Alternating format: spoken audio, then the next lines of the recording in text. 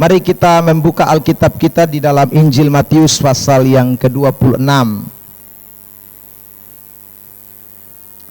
Injil Matius pasal yang ke-26. Mari kita perhatikan ayat-ayat firman Tuhan ini dan kita akan membacanya secara sahut bersahutan. Matius pasal yang ke-26, mulai start di ayat yang ke-26 juga, Bapak Ibu Saudara, sampai dengan selesai kita akan belajar daripada kebenaran-kebenaran ini. Oke, Matius 26 ayat yang ke-36 sampai 46. Satu perikop ini kita akan baca dengan tema yang diberikan oleh Lembaga Alkitab Indonesia adalah Taman Getsemani. Sahut bersahutan, saya terlebih dahulu ayat 36 dan kemudian Bapak Ibu Saudara sekalian. Maka sampailah Yesus bersama-sama murid-muridnya ke suatu tempat yang bernama Getsemani. Lalu ia berkata kepada murid-muridnya, "Duduklah di sini sementara aku pergi ke sana untuk berdoa."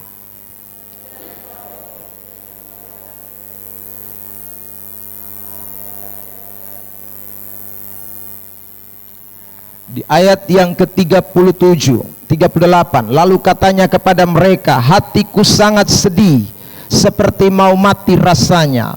Tinggallah di sini dan berjaga-jagalah dengan aku."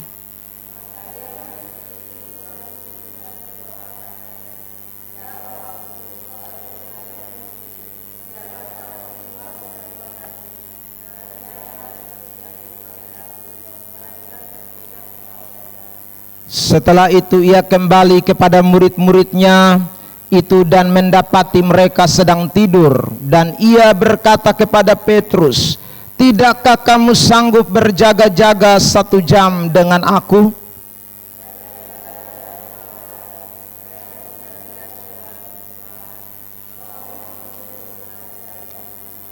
Lalu ia pergi untuk kedua kalinya dan berdoa, katanya, "Ya Bapakku, jikalau cawan ini tidak mungkin lalu, kecuali apabila aku meminumnya, jadilah kehendak-Mu."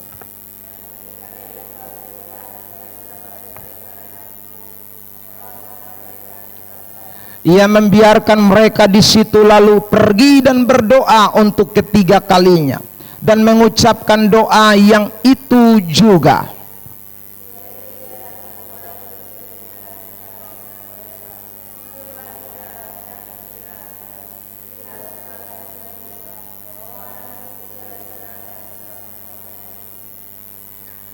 "Bangunlah, marilah kita pergi.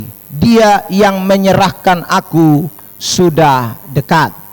Bapak Ibu Saudara yang diberkati Tuhan, hari-hari ini kita sekalian sedang menuju kepada minggu-minggu sengsara dan segera akan merayakan akan Paskah dan juga kebangkitan Tuhan Yesus Kristus.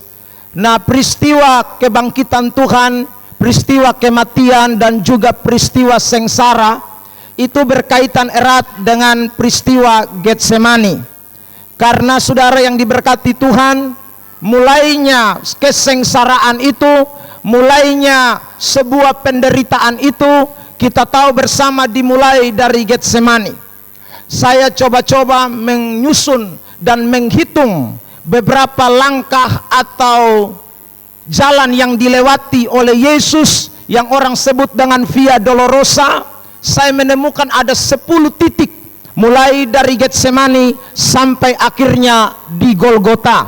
Dan saudara yang diberkati, titik yang pertama adalah Golgota, titik yang pertama adalah Getsemani yang kita perhatikan pada kesempatan saat siang hari ini. Saudara, ini juga bukan kebetulan, memberikan juga pelajaran buat kita semua yang tergabung di dalam kelompok atau persekutuan doa yang sudah diberi nama sekian tahun lamanya, yaitu Getsemani. Saya merasa bahwa ini kebenaran sangat relevansi dengan kehidupan kita sekalian yang ada di persekutuan ini. bagaimana kita menerapkan nama Getsemani itu bukan hanya sekedar sebuah nama, tetapi juga menjadi bagian dalam kehidupan saudara dan saya. Karena itu pada kesempatan yang diberkati siang hari ini, saya mau mengajak kita sekalian untuk belajar ayat-ayat firman Tuhan ini, sekaligus menerapkan dalam hidup kita secara khusus, yaitu semua saudara yang tergabung atau kita semua yang hadir pada siang hari ini di persekutuan doa Getsemani. Hal pertama yang kita bisa temukan di dalam pembacaan kita mengenai soal Getsemani adalah berdoa. Itu kata yang diulang bolak-balik.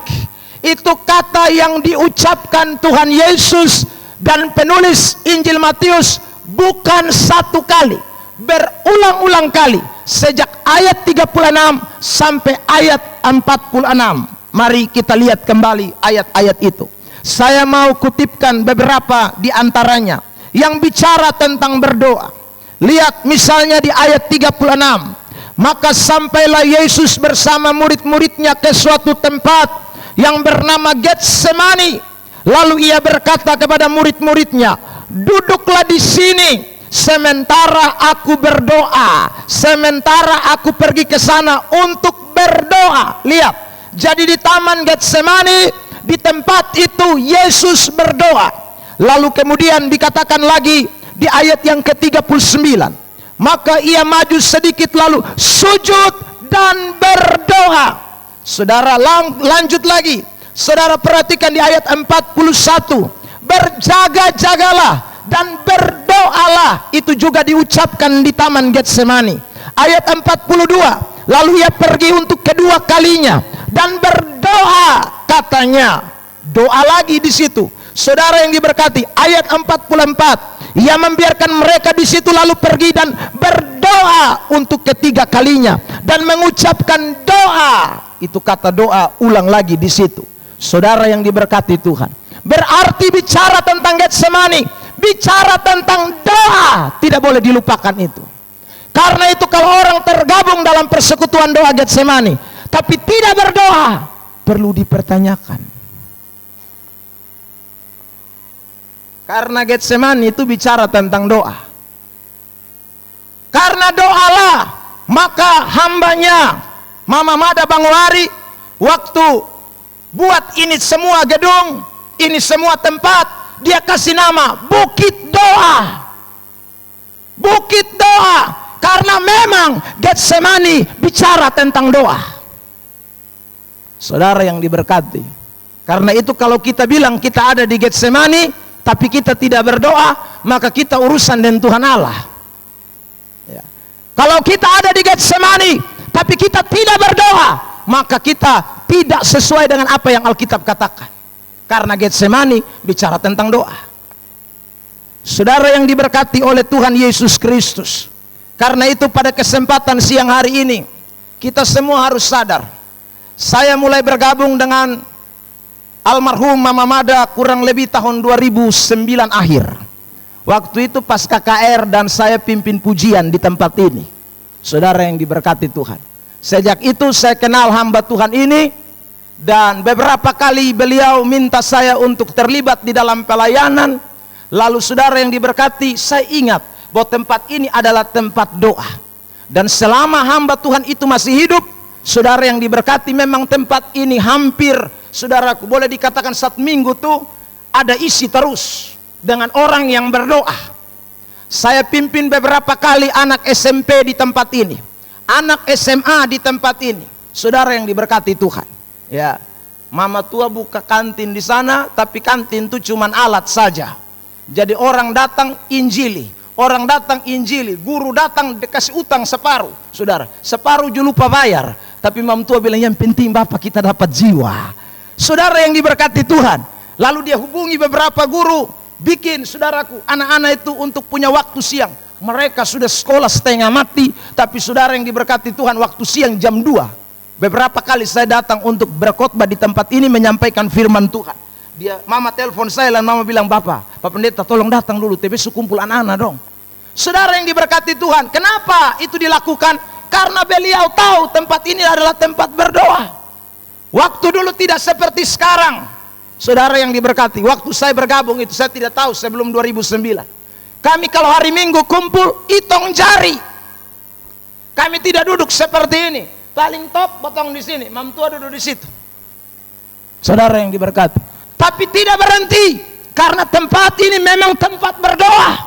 Getsemani tidak boleh berubah sampai kapanpun, saudara. Dan inilah yang kita tidak boleh lupakan. Sebuah sejarah Alkitab dan juga, saudaraku, sejarah pelayanan yang ada di tempat ini. Yang kedua, mari kita lihat soal Getsemani.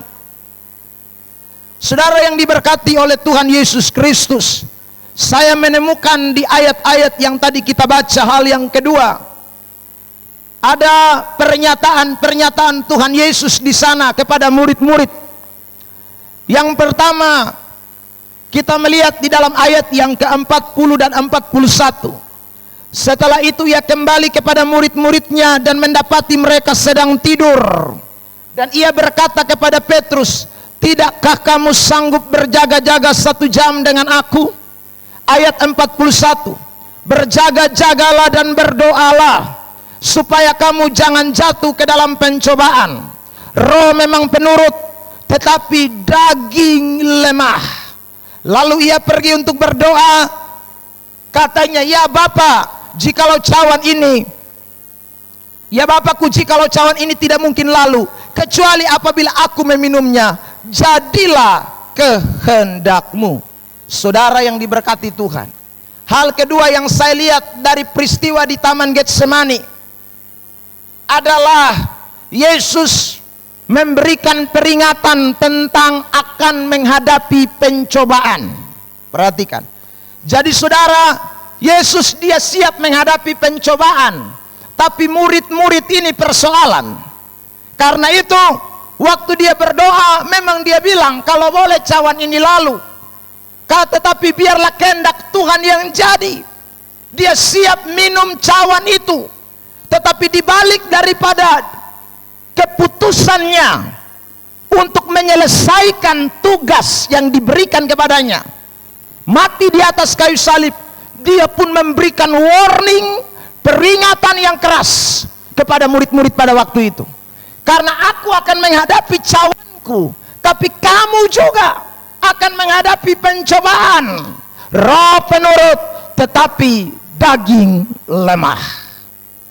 Saudara yang diberkati Tuhan, karena itu waktu kita ada di Getsemani, ini memberikan pelajaran buat kita. Memang kita tidak bisa lepas dari yang namanya pencobaan. Kita tidak bisa lepas dari yang namanya pencobaan. Kalau tidak mau di Getsemani, berarti saudara yang dikasih oleh Tuhan, mungkin Anda tidak menghadapi pencobaan. Karena mungkin di Taman Eden atau Taman Firdaus, taman yang lebih menyenangkan. Tetapi selagi masih ada di Getsemani, Getsemani bicara tentang pencobaan. Dan itulah gambaran dunia ini, saudara yang diberkati Tuhan. Karena itu pada siang hari ini, kita semua yang hadir, ujian, pencobaan yang kita alami, baik dalam pelayanan, baik di dalam persekutuan doa, kita tidak boleh lalu menyerah. Kita tidak boleh kemudian seperti Petrus yang selesai itu dia akhirnya menyangkal Tuhan. Yesus sudah minum cawannya, tapi Petrus gagal memanfaatkan makna dari Getsemani itu. Petrus tidak mengerti arti Getsemani. Bahkan bukan hanya Petrus, murid-murid yang lain pun demikian. Sehingga waktu Yesus ditangkap, Alkitab beritahu kepada kita bahwa murid-murid kabur semua. Tidak ada satupun yang kemudian hadir. Tidak ada satupun yang kemudian bilang, "Yesus, beta pengikutmu, jadi di mana saja lu sudah ditangkap, ma beta son akan kas tinggal." Kita tidak temukan ayat itu. Dan yang kita temukan adalah justru mereka semua tinggalkan Tuhan. Getsemani memberikan makna kepada kita bahwa ada pengikut-pengikut pecundang, ada pengikut-pengikut yang tidak sungguh-sungguh. Mereka tidak dengarkan peringatan dan nasihat Tuhan. Saudara yang diberkati Tuhan,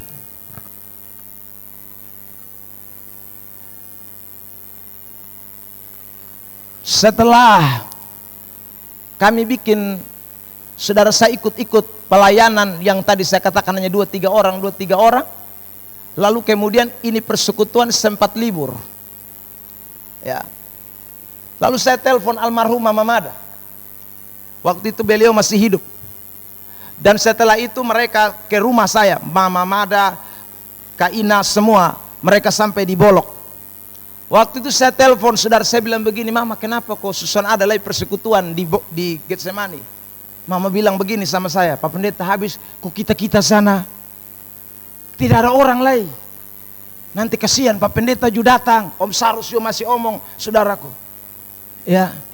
Lalu mereka pergi dan kami cerita di sana, saudara yang diberkati Tuhan. Saya bilang biar 5-6 orang, kok 7-8, kok kita yang namanya ini tempat pelayanan, saudara. Kita tidak boleh mundur. Ini mungkin saat dimana Tuhan menguji kita. Ini saat dimana kita sedang mengalami pencobaan. Tapi kita tidak boleh patah semangat. Kita tidak boleh mundur setapak pun, saudara yang diberkati Tuhan. Karena sekali lagi memang bicara soal pelayanan tidak mudah. Bicara soal pelayanan memang tidak gampang. Itu yang Yesus alami dan Yesus kasih tahu sama murid-murid. Beta sumati, beta selesaikan beta pun pelayanan, beta sudah tuntaskan. Tetapi bosongkar mana? Daging lemah, roh penurut. Dan terbukti satu kabur. Beruntung, saudara yang diberkati, Yesus bangkit dan kemudian menyadarkan satu-satu. Ketemu di Tiberias, ketemu jalan menuju ke Emmaus, saudara. Kemudian sadarkan kembali, ayo come back to pelayanan, kembali kepada pelayanan, saudara.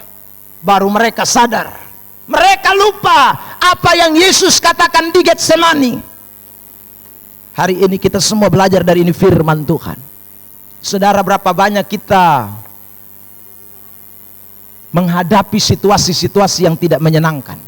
Dan terkadang itu berkata kepada kita, situasi itu membuat kita bilang sudah cukup, sudah ya. Tapi hari ini kita diingatkan, Getsemani bicara tentang banyaknya pencobaan yang kita harus hadapi. Saudara yang diberkati Tuhan Yesus Kristus. Yang terakhir, ketiga, mari kita perhatikan ayat-ayat daripada kebenaran firman Tuhan ini. Saudara, saya menemukan yang ketiga. Dikatakan begini di dalam ayat yang ke-37 mulai. Dan ia membawa Petrus dan kedua anak Zebedeus sertanya. Maka mulailah ia merasa sedih dan gentar. Lalu katanya kepada mereka, hatiku sangat sedih, seperti mau mati rasanya. Tinggallah di sini dan berjaga-jagalah dengan aku. Saudara, ini Tuhan Allah. Tetapi waktu dihadapi cawan penderitaan, dia masih ajak Petrus, Zebedeus untuk ikut bersama dengan Petrus dan kedua anak Zebedeus untuk ikut bersama dengan dia. Sampai di situ lagi dia masih curhat. Dia curhat kepada dua anak Zebedeus dan kemudian Petrus. Apa isi curhatan hatinya? Dia bilang, hatiku sangat sedih, seperti mau mati rasanya. Ini Tuhan Allah, tapi masih curhat. Saudara yang diberkati, berarti Getsemani itu bicara kepada kita tentang bagaimana sebuah kesatuan, bicara kepada kita tentang bagaimana saling tolong menolong, bicara tentang bagaimana kita saling memperhatikan. Itu Getsemani. Ya. Di Getsemani Yesus tidak bilang, beta Tuhan Allah, jadi Petrus, anak-anak Zebedeus dan lain sebagainya, bosan tinggal di sini beta berdoa sendiri. Tidak, dia panggil beberapa di antara mereka. Dia curhat, dia kasih tahu tentang dia pun kondisi keadaan. Inilah yang namanya Getsemani. Karena itu, kenapa kita butuh kebersamaan? Karena kita tahu dengan kebersamaan kita menjadi kuat. Dengan kebersamaan kita bisa tolong satu dengan yang lain. Di dalam kebersamaan itu kita bisa sekali lagi melihat bagaimana satu dukung satu, baik itu mungkin di dalam doa, bahkan yang lain. Kalau kita sekali lagi menjadi satu, itulah Getsemani. Karena itu 3 pelajaran penting yang kita perhatikan kesempatan siang hari ini. Boleh kita aplikasikanlah dalam hidup kekristenan kita. Sekaligus saudaraku dalam pelayanan kita, dalam pengiringan kita kepada Tuhan. Bahwa Getsemani bukan hanya sekedar sebuah nama, tapi Getsemani adalah tempat di mana orang berdoa di sana. Getsemani adalah tempat di mana orang mulai tahu bahwa memang ini hidup ini ada penderitaan dan pencobaan. Getsemani adalah tempat di mana kita harus sadar bahwa kita tidak bisa berjalan sendiri. Getsemani menyadarkan bahwa kita butuh orang lain. Sekecil apapun itu kita membutuhkan dia. Getsemani tidak akan berjalan kalau saudara yang diberkati hanya keluarga Bang Hari sendiri yang ada, atau keluarga Maima saja yang ada. Getsemani tidak akan berjalan kalau hanya saya pendeta Ebenezer sendiri yang ada. Sudah, tidak akan bisa jalan. Tidak akan bisa. Semuanya harus bergandengan tangan dan melakukan pekerjaan pelayanan. Itulah yang Tuhan inginkan kita kerjakan. Saya tidak panjang lebar saudaraku, karena sekali lagi ini kebenaran buat kita sekalian, kita sudah perhatikan jelas. Dan marilah kita semua melakukan kebenaran ini hari lepas hari dalam kehidupan kekristenan kita. Tuhan Yesus memberkati kita dengan firman Tuhan. Mari saya undang Saudara Heldi untuk ada di depan, memainkan alat musik buat kita, dan kita akan bersyukur buat firman Tuhan. Haleluya.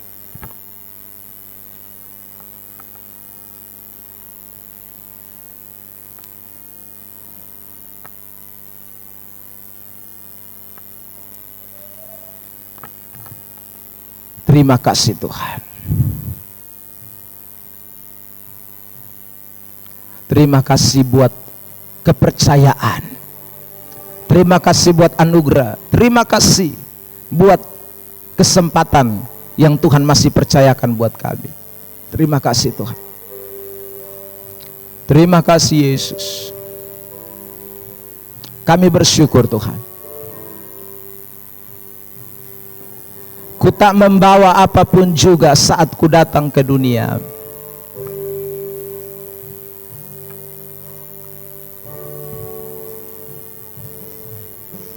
Ku tak membawa apapun juga saat ku datang. Ku tinggal semuanya, amin. Pada akhirnya saat ku kembali, inilah yang ku punya. Yesus Engkau baik, hati sebagai yang mau taat padamu Bapa. Kemana kan ku bawa hati yang menyembah dalam roh dan kebenaran sampai selamanya. Ku tak membawa apapun juga, oh Yesus. Ku tak membawa apapun juga saat ku datang ke dunia. Ku tinggal semuanya.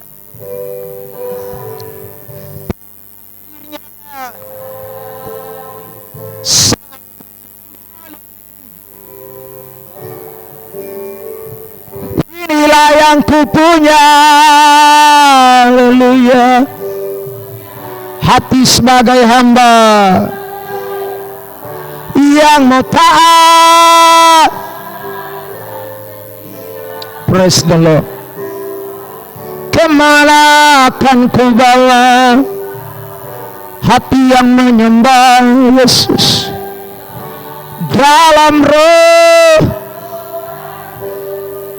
Sekali lagi, inilah yang ku punya, hati sebagai hamba. Dan saya mengundang hambanya Saudara Genes untuk ada di depan, untuk bersyukur buat firman Allah. Haleluya Yesus. Yang taat dan setia setia padamu Bapa.